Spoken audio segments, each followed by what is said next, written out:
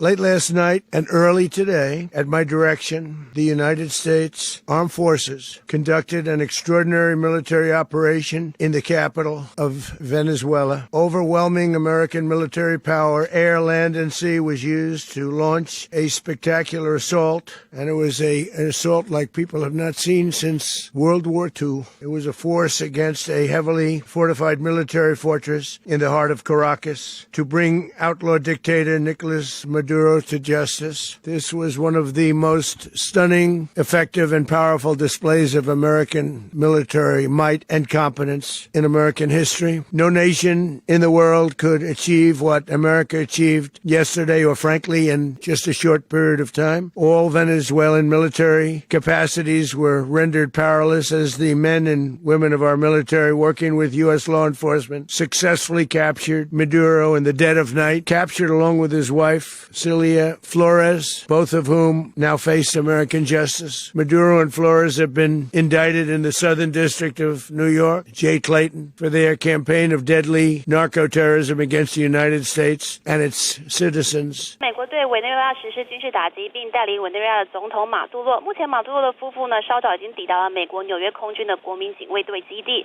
虽然说目前后面比较暗，但是可以看到不少人已经走下阶梯。那马杜洛呢，也在人群之中跟着下机。可以看到这个套着蓝色上衣的巨星，应该就是马杜洛。他在大批的警力护送下入境。那美国司法部呢，其实也已经公布了针对马杜洛夫妇还有儿子的起诉书。他们预计呢，将在下周在纽约的曼哈顿联邦法院面临这个毒品还有武器走私的指控。而这个美国总统川普呢，也在这一波军事行动之后举行了记者会，指出因为成功了突袭并拘捕马杜洛夫妇，目前暂时呢是没有第二阶段的军事行动计划。但至于这个政权要怎么转移，原本呢一度外传说会由这个委内瑞拉的反对派领导人马查多来接管，但川普随后是公开否定，指出这个马查多缺乏支持，没有办法领导国家，并透露美国呢会在委内瑞拉立即接管，建立能够过渡性的行政管理，直到可以建立一个安全还有合法的政府。那有专家指出，为了避免这个卷入冲突，川普是没有考虑军事部署，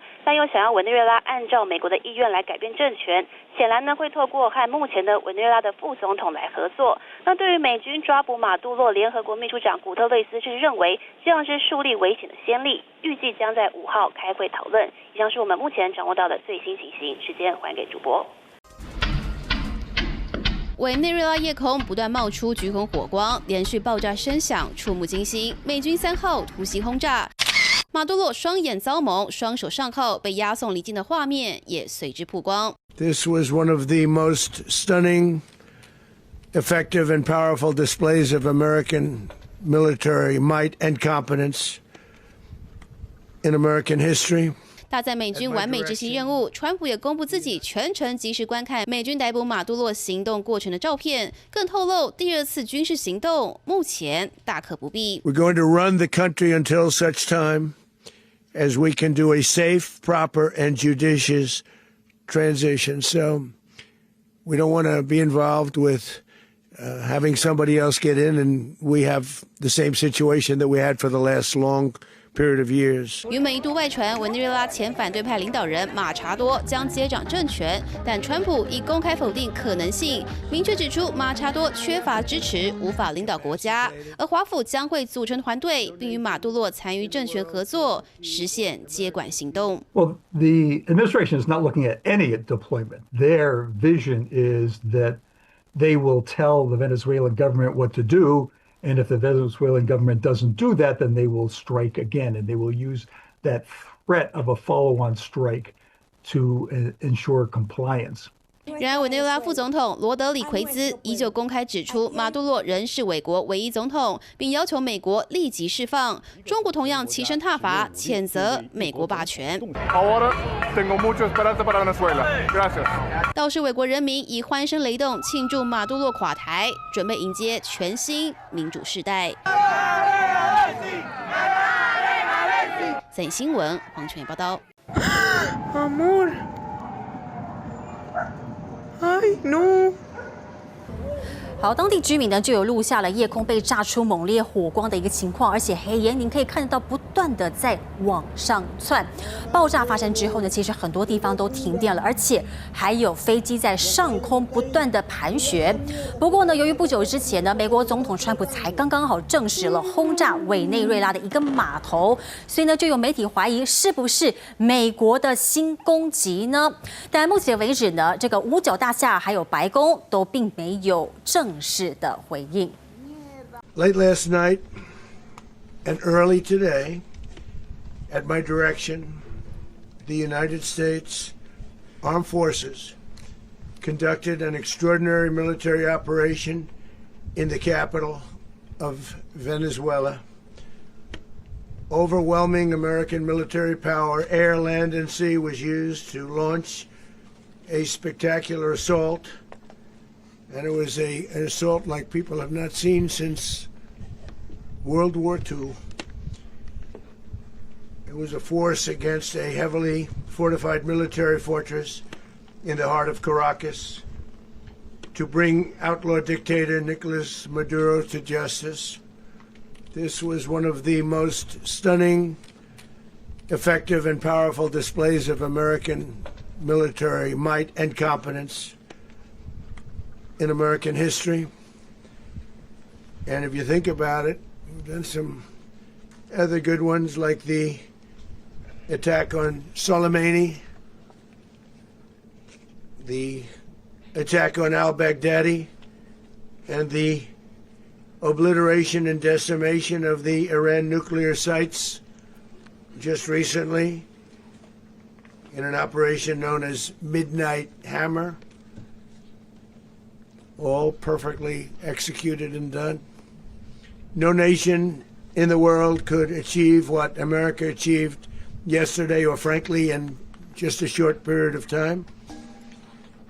All Venezuelan military capacities were rendered powerless as the men and women of our military, working with U.S. law enforcement, successfully captured Maduro in the dead of night. It was dark. The lights of Caracas were largely turned off due to a certain expertise that we have.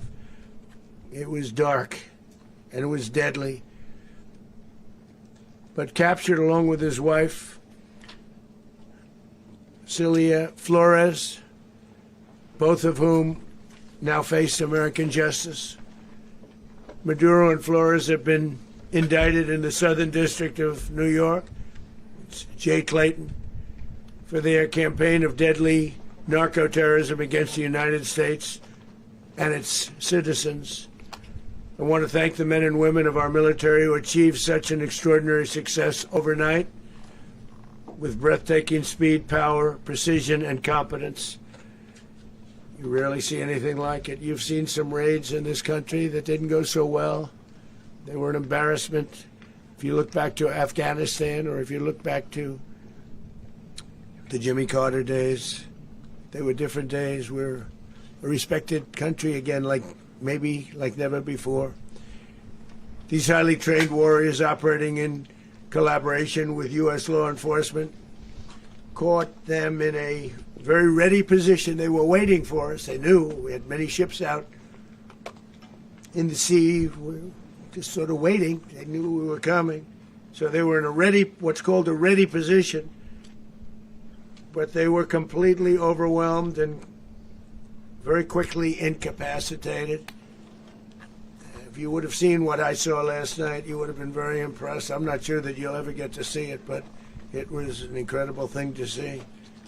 Not a single American service member was killed, and not a single piece of American equipment was lost. We had many helicopters, many planes, many people involved in that fight. But think of that, not one piece of military equipment was lost, not one service member was, more importantly, killed. The United States military is the strongest and most fearsome military on the planet by far. With capabilities and skills our enemies can scarcely begin to imagine. We have the best equipment anywhere in the world. There's no equipment like what we have, and you see that even if you just look at the boats, we've knocked out 97% of the drugs coming in by sea. 90%. Each boat kills on average 25,000 people. We knocked out 97%. And those drugs mostly come from a place called Venezuela. We're going to run the country until such time as we can do a safe, proper, and judicious transition. So we don't want to be involved with having somebody else get in, and we have the same situation that we had for the last long period of years. So we are going to run the country until such time as we can do a safe, proper, and judicious transition. And it has to be judicious because that's what we're all about. We want peace, liberty, and justice for the great people of Venezuela, and that includes many from Venezuela that are now living in the United States and want to go back to their country. It's their homeland. We can't take a chance that somebody else takes over Venezuela that doesn't have the good of the Venezuelan people in mind. We've had decades of that. We're not going to let that happen.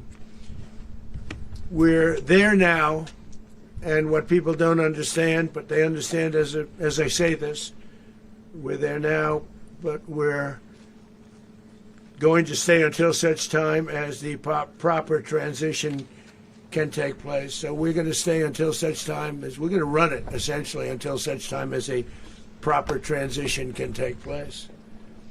As everyone knows, the oil business in Venezuela has been a bust, a total bust, for a long period of time.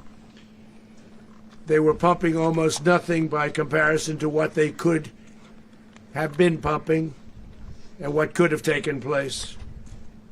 We're going to have our very large United States oil companies, the biggest anywhere in the world, go in, spend billions of dollars, fix the badly broken infrastructure, the oil infrastructure, and start making money for the country. And we are ready to stage a second and much larger attack if we need to do so. So we were prepared to do a second wave if we needed to do so. We actually assumed that a second wave would be necessary, but now it's probably not. The first wave, if you'd like to call it that, the first attack was so successful, we probably don't have to do a second, but we're prepared to do a second wave, a much bigger wave, actually. This was pinpoint, but we have a much bigger wave that probably won't have to do. This partnership of Venezuela with the United States of America, a country that everybody wants to be involved with because of what we were able to do and accomplish, will make the people of Venezuela rich, independent, and safe. And it will also make the many, many people from Venezuela that are living in the United States extremely happy. They suffered. They suffered. So much was taken from them. They're not going to suffer anymore. The illegitimate dictator Maduro was the kingpin of a vast criminal network responsible for trafficking colossal amounts of deadly and illicit drugs into the United States. As alleged in the indictment, he personally oversaw the vicious cartel known as Cartel de las Solas, which flooded our nation with lethal poison, responsible for the deaths of countless Americans, the many, many Americans. Hundreds of thousands over the years of Americans died because of him. Maduro and his wife will soon face the full might of American justice and stand trial on American soil. Right now they're on a ship. They'll be heading to, ultimately, New York, and then a decision will be made, I assume, between New York and Miami or Florida. But we have people where the overwhelming evidence of their crimes will be presented in a court of law. And I've seen it. I've seen what we have. It's both horrible and breathtaking that something like this could have been allowed to take place. For many years after his term as president of Venezuela expired, Maduro remained in power and waged a ceaseless campaign of violence, terror, and subversion against the United States of America, threatening not only our people, but the stability of the entire region. And you all saw it. In addition to trafficking gigantic amounts of illegal drugs that inflicted untold suffering and human destruction all over the country, all over in particular the United States, Maduro sent savage and murderous gangs, including the bloodthirsty prison gang, Tren de Aragua, to terrorize American communities nationwide, and he did indeed. They were in Colorado. They took over apartment complexes. They cut the fingers off people if they called police. They were brutal, but they're not so brutal now. And I just have to congratulate our military, Pete and everybody, and our National Guard, because the job that they've done, whether it's in Washington, D.C., where we have a totally safe city, where it was one of the most unsafe cities anywhere in the world, frankly, and now we have no crime in Washington, D.C. We haven't had a killing. We had the terrorist attack a few weeks ago. A little bit of a different kind of a threat, but we haven't had a killing in a long period of time, 6-7 months. We used to have two, on average, 2 a week in Washington, our capital. We don't have that anymore. The restaurants are opening. Everyone's happy. They're going, they're walking their daughters, they're walking their children, their wives. They walk to restaurants. Restaurants are opening all over Washington, D.C. So I want to thank the National Guard. I want to thank our military. And I want to thank law enforcement. Been amazing. And they should do it with more cities. We're doing it, as you know, and we're doing it in Memphis, Tennessee right now, and crime is down. We've just sort of started a few weeks ago, but crime is down now 77%. And the governor of Louisiana called, great person, and he wanted us to help him, as you know, in a certain very nice part of Louisiana. And we have done that. It was a rough section, and we have crime down. I understand it's down to almost nothing already after 2.5 weeks. New Orleans, it's down to almost nothing, and we've only been there for 2.5 weeks. Can't imagine why governors wouldn't want us to help. We also helped, as you know, in Chicago, and crime went down a little bit there. We did a very small help because we had no working ability with the governor. The governor was a disaster, and the mayor was a disaster, but it knocked down crime. But we're pulling out of there. When they need us, we'll know. You'll know. You'll be writing about it. And likewise, Los Angeles, where we saved Los Angeles early on, where the head of the police department made a statement that if the federal government didn't come in, we would have lost Los Angeles. That's long after the fires. That's when they had the riots in Los Angeles. We did a great job. Got no credit for it whatsoever, but that's okay. It doesn't matter. We don't need the credit. But we'll be pulling out when they need us. They'll call, or we'll go back if we have to. We'll go back. But we did a great job in various cities. But the place that we're very proud of is Washington, D.C., because it's our nation's capital. We took it from being a crime-ridden mess to being one of the safest cities in the country. But the gangs that they sent raped, tortured, and murdered American women and children. They were in all of the cities I mentioned, Tren de Aragua. And they were sent by Maduro to terrorize our people, and now Maduro will never again be able to threaten an American citizen or anybody from Venezuela. There will no longer be threats. For years I've highlighted the stories of those innocent Americans whose lives were so heartlessly robbed by this Venezuelan terrorist organization. Really one of the worst. One of the worst, they say the worst. Americans like 12-year-old Jocelyn Nungary from Houston. Beautiful Jocelyn Nungary, what happened to her? They, as you know, they kidnapped, assaulted, and murdered by Tren de Aragua animals. They murdered Jocelyn and left her dead under the bridge. There was a bridge that will never be the same to so many people after seeing what happened. As I've said many times, the Maduro regime emptied out their prisons, sent their worst and most violent monsters into the United States to steal American lives. And they came from mental institutions and insane asylums. They came from prisons and jails. The reason I say both, they sound similar. Actually, prisons a little bit more hostile, a little bit tougher. A mental institution isn't as tough as an insane asylum, but we got them both. They sent from their mental institutions. They sent from their jails, prisons. They were drug dealers. They were drug kingpins. They sent everybody bad into the United States, but no longer. And we have now a border where nobody gets through. In addition, Venezuela unilaterally seized and stole American oil, American assets, and American platforms, costing us billions and billions of dollars. They did this a while ago, but we never had a president that did anything about it. They took all of our property. It was our property. We built it. And we never had a president that decided to do anything about it. Instead, they fought wars that were 10,000 miles away. We built Venezuela oil industry with American talent, drive, and skill, and the socialist regime stole it from us during those previous administrations, and they stole it through force. This constituted one of the largest thefts of American property in the history of our country. Considered the largest theft of property in the history of our country. Massive oil infrastructure was taken like we were babies, and we didn't do anything about it.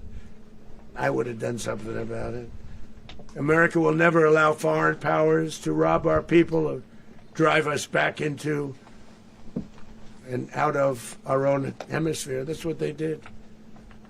Furthermore, under the now deposed dictator Maduro, Venezuela was increasingly hosting foreign adversaries in our region and acquiring menacing offensive weapons that could threaten U.S. interests and lives. And they used those weapons last night. Potentially in league with the cartels operating along our border. All of these actions were in gross violation of the core principles of American foreign policy, dating back more than 2 centuries. And not anymore. All the way back, it dated to the Monroe Doctrines. And the Monroe Doctrine is a big deal. But we've superseded it by a lot. By a real lot. They now call it the Monroe Document. I don't know. It's Monroe Doctrine. We sort of forgot about it. It was very important, but we forgot about it. We don't forget about it anymore. Under our new national security strategy, American dominance in the Western Hemisphere will never be questioned again. Won't happen. So just in concluding, for decades, other administrations have neglected or even contributed to these growing security threats in the Western Hemisphere. Under the Trump administration, we are reasserting American power in a very powerful way in our home region. And our home region is very different than it was just a short while ago. The future will be, and we did this in my first term. We had great dominance in my first term, and we have far greater dominance right now. Everyone's coming back to us. The future will be determined by the ability to protect commerce and territory and resources that are core to national security. These are core to our national security. Just like tariffs they've made our country rich, and they've made our national security stronger than ever before.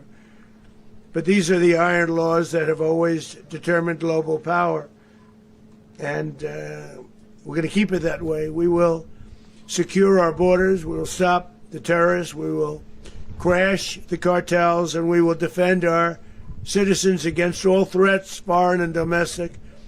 Other presidents may have lacked the courage or whatever to defend America, but I will never allow terrorists and criminals to operate with impunity against the United States. This extremely successful operation should serve as warning to anyone who would threaten American sovereignty or endanger American lives. Very importantly, the embargo on all Venezuelan oil remains in full effect. The American armada remains poised in position, and the United States retains all military options until United States demands have been fully met and fully satisfied. All political and military figures in Venezuela should understand what happened to Maduro can happen to them, and it will happen to them if they aren't just fair, even to their people. The dictator and terrorist, Maduro, is finally gone in Venezuela. People are free. They're free again. It's been a long time for them, but they're free. America is a safer nation.